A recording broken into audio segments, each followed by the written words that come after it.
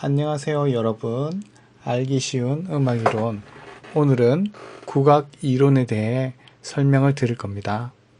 서양 음악에서 이론 국부의 기초는 악보를 보기 위해 음표와 심표의 길이 그리고 박자에 대해 공부했다면, 국악에서는 국악에서 쓰이는 악보, 다시 말해서 정간보라고 하죠.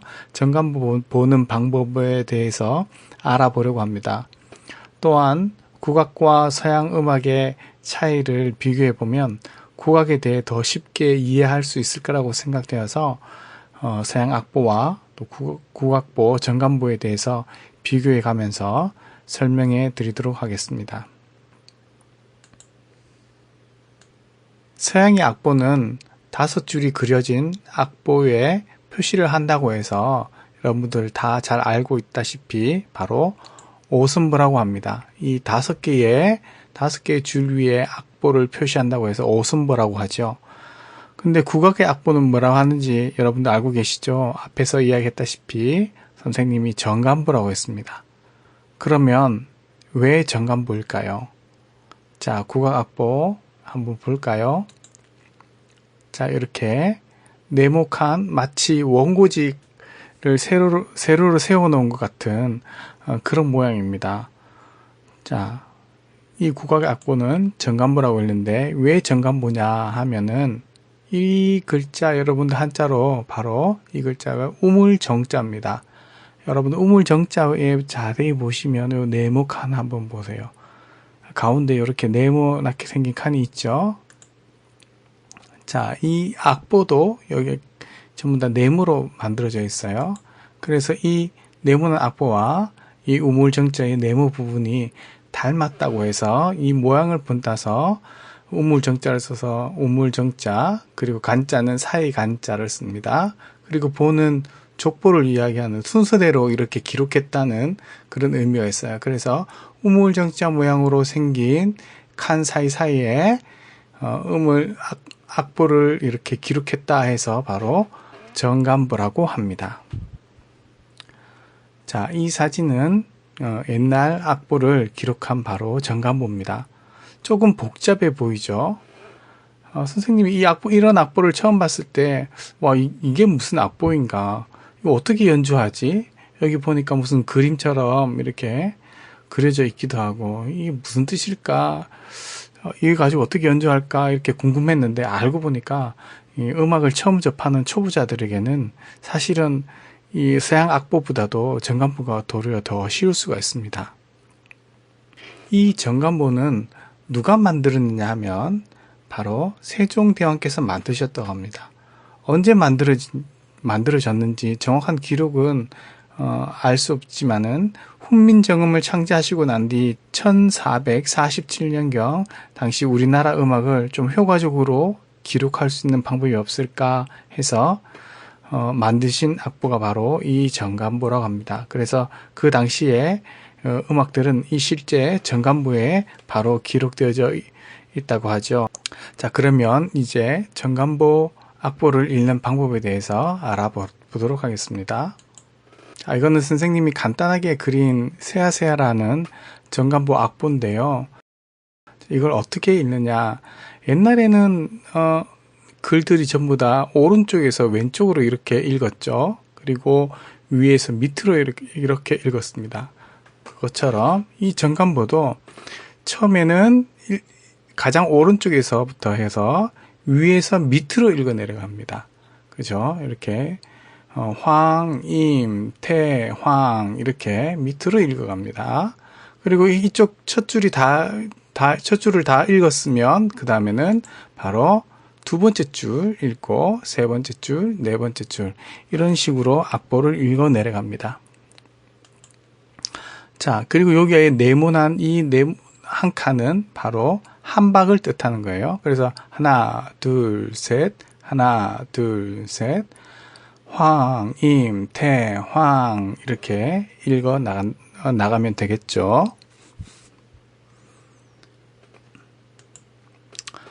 다음 굵은 줄, 선생님이 지금 2줄로 이렇게 그려놨는데 사실은 굵은 줄로 이렇게 표시를 해놓으면 이 부분은 여기서부터 여기까지 이거는 서양 음악에서 바로 한 마디에 해당하는 그런 부분이라고 생각하면 되겠습니다.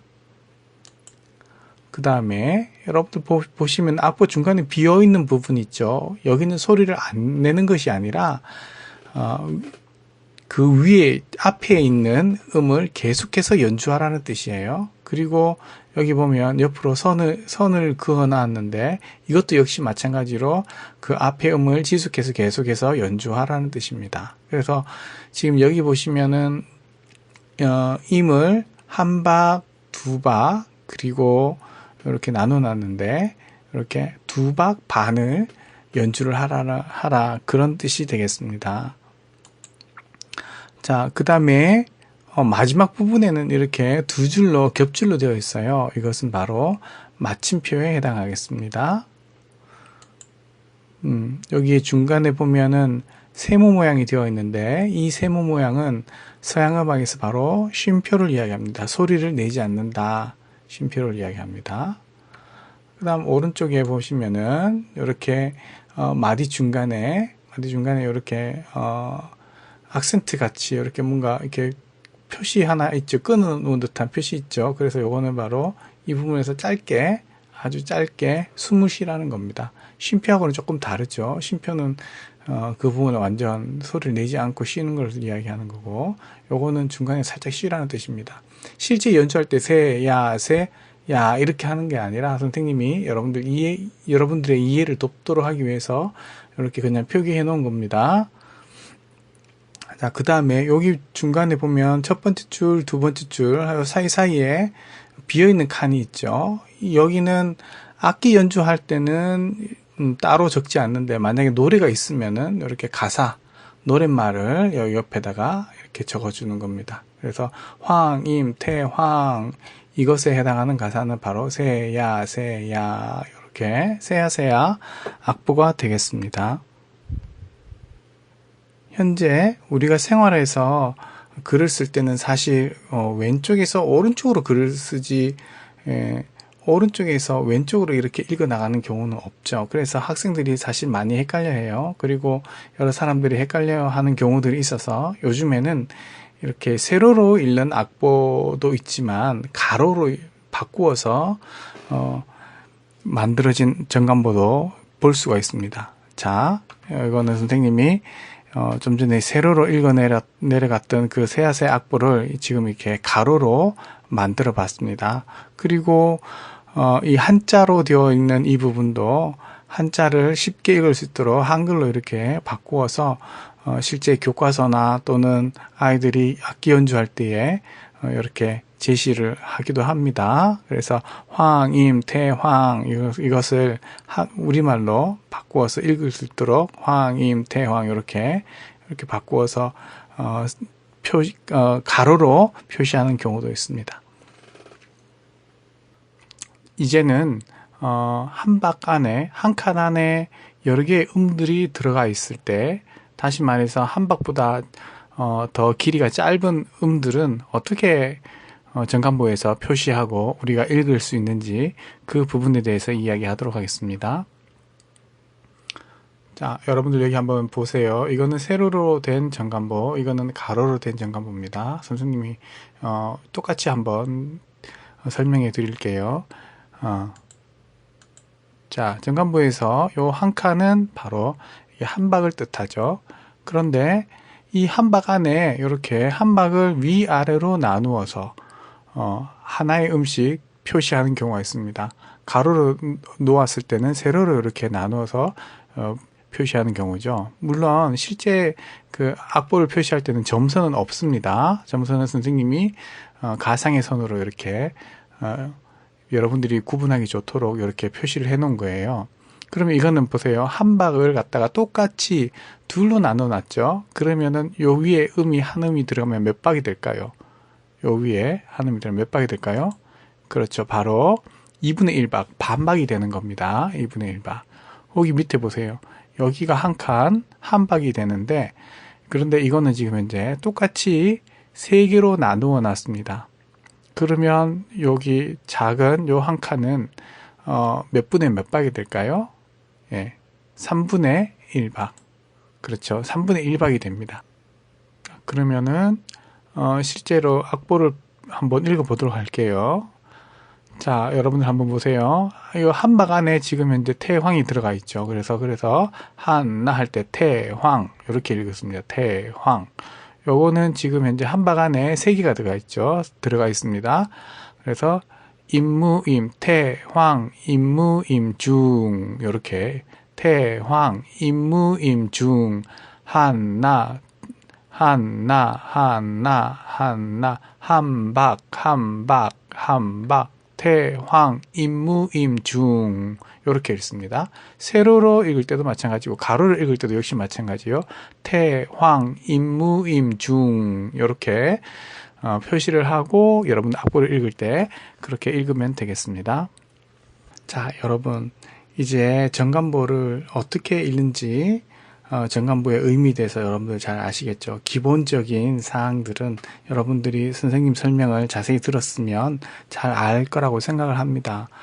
자, 그런데 선생님은 이 정관보를 사용하면 할수록 정관보가 서양 악보에 못지않게 굉장히 우수한 그런 악보다라는 생각들을 많이 했습니다. 여러분들 왜 그런지 한번 보세요. 여러분들 이 악보 한번 보세요. 이 악보 보고 여러분들이 만약에 선생님이 리코더로 불어보라 하면은 학생들이 선생님한테 가장 먼저 이야기하는 게 있어요. 뭘까요? 그렇죠. 선생님, 이거 개 이름 좀 적어주세요. 이렇게 이야기한단 말이에요. 실제로 악보를 볼 줄 아는 사람들에게는 이게 눈에 다 개 이름이 뭔지 다 들어와요. 그런데 거의 대부분 학생들이 악보를 내어주면서 리코더 불어보세요 하면은 선생님 개 이름 불러주세요. 심지어는 6학년이 되어도 개 이름 모른다고 선생님 개 이름 좀 적어주세요 라고 이야기한단 말이에요. 그래서 선생님이 그런 학생들을 위해서 이렇게 개 이름을 이렇게 적어줍니다. 그러면은 또 그 다음에 하는 말이 있어요. 선생님 이거 노래 한번 불러주세요. 그러면은 그게 무슨 말인가 하면은 이 글자 미가 개 이름 미가 길이가 얼마나 되는지 그 리듬을 정확하게 학생들이 알지를 못하는 거예요. 그래서 또 선생님이 불러줍니다.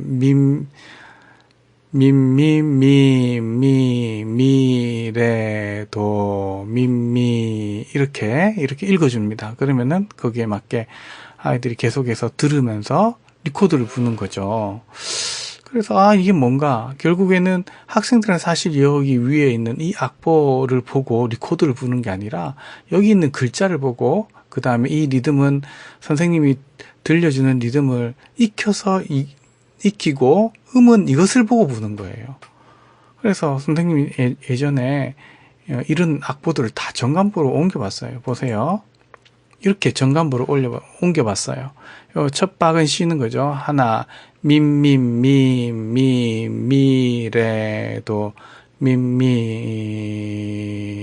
쉬고 이렇게 가는 거예요. 이렇게 해서 악보를 내줬더니 학생들이 따로 선생님이 설명을 안 해도 바로 리코더를 부는 것을 선생님 봤어요. 혹시 여러분들 이게 무슨 노래를 선생님이 갖고 왔는지 여러분들 혹시 아시겠어요? 한번 생각해 보세요. 무슨 노래일까요? 여러분들 아마 다 알 거예요. 하나, 흔들리는 꽃들 속에서 이렇게 가는 거죠. 빨리 하면 흔들리는 꽃들 속에서 이렇게 가는 곡이에요. 그러니까 이것을 불러주지 않으면은 이 악보만 줬을 때는 학생들이 불 수가 없는데 정관보처럼 이렇게 내주면은 선생님이 따로 불러주지 않더라도 정관보처럼 여기에 이렇게 개 이름을 적어주면 학생들이 따로 불러주지 않더라도 바로 리코더 부는 것을 선생님 볼 수 있었어요. 그래서 그 당시에 선생님이 학생들을 지도할 때에 이런 5선보에 그려진 악보를 내준 게 아니라 리코더 볼 때 전부 다 정관보처럼 그렇게 다 만들어서 학생들한테 줬던 기억이 있습니다. 그러면 정관보가 5선보보다 훨씬 더 우수하냐? 또 꼭 그렇지는 않아요. 그러니까 5선보가 갖고 있는 장점이 있는 반면에 전간부가 갖고 있는 장점이 따로 있다. 각각의 장점과 단점이 있다. 그것을 여러분들이 알고 전간부가 절대 서양 악보에 비해서 그런 부족하거나 원시적인 악보가 아니다. 라는 생각을 여러분들이 좀 가졌으면 좋겠어요. 그래서 실제로 이 전간부가 만들어졌을 때는 동양에서는 최초로 음의 높낮이, 율명을 통해서 이름을 통해서 율명을 통해서 음의 높낮이를 알 수 있고 이 칸의 개수, 칸에 나누어지는 이 개수에 따라서 음의 길이를 파악할 수 있는 음의 양을 알 수 있는 최초의 동양 악보라고 합니다. 어때요? 오늘 전간부에 대해서 여러분들 잘 알게 되었나요? 다음 시간에는 율명에 대해서 선생님이 설명할 거예요. 오늘 이상 마치도록 하겠습니다.